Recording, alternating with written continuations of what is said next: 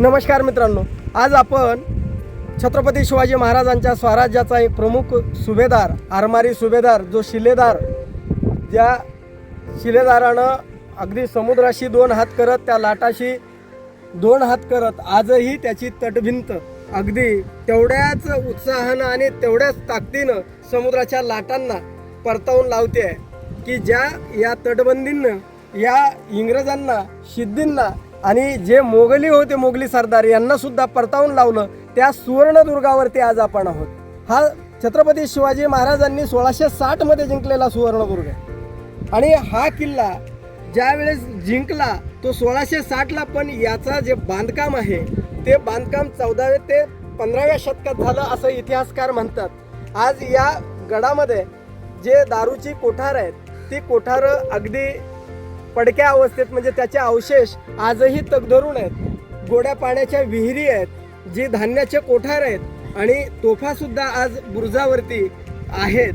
आणि या सुवर्णदुर्गाबरोबर या छत्रपती शिवाजी महाराजांनी आरमाराची ताकद, म्हणजे स्वराज्याचा पाया जर आरमार ताकदीचा असेल तर स्वराज्य टिकू शकतं, ही छत्रपती शिवाजी महाराजांना दूरदृष्टी होती.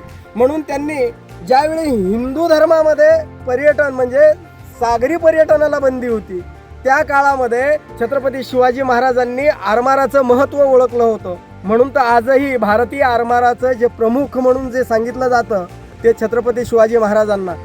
बरोबर आज आपण या सुवर्णदुर्गाच्या भिंतीवरती उभे आहेत, पण माझ्या बरोबर पाठीमागे बघा, जो समोर जो दिसतोय तो आहे तो कनकदुर्ग आहे. या सुवर्णदुर्गाच्या साथीनं तोही स्वराज्याचा एक शिलेदार म्हणून या इंग्रजांच्या, सिद्धीच्या आणि मोगलांच्या विरोधामध्ये लढलेला आहे, आदिलशाहीच्या विरोधामध्ये लढलेला आहे. आणि हा जो दिसतो तो आहे फतेहगड.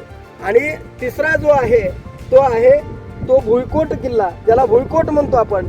या चारही गडाचं जे महत्त्व आहे ते म्हणजे आरमारावर, म्हणजे आरमाराचं महत्त्व म्हणजे इंग्रजांवर, सिद्धींवर ज्यांची समुद्रावर सत्ता होती त्या सत्तेला कुठंतरी आळा घालावा, पायबंद घालावा म्हणून हे गड छत्रपती शिवाजी महाराजांनी अगदी काळजीपूर्वक स्वराज्यामध्ये सामील करून घेतलेले होते.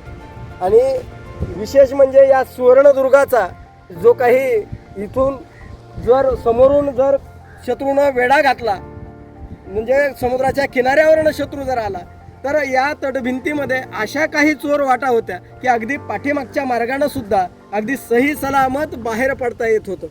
म्हणजे या एकंदरीतरित्या या सुवर्णदुर्ग असेल, कनकगिरी असेल, कनकदुर्ग असेल, फतेहगड असेल आणि भुईकोट असेल, या स्वराज्याचे हे शिलेदार आजही या समुद्राच्या पाण्याच्या लाटांना तेवढ्याच ताकदीनं, जोमानं परतावून लावत आहेत. आणि आज त्या छत्रपती शिवाजी महाराजांचा काय इतिहास असेल तो दैदिप्यमान, जाज्वल्य इतिहास आजही आपल्याला सर्वांना नक्की प्रेरणादायी ठरणार आहे.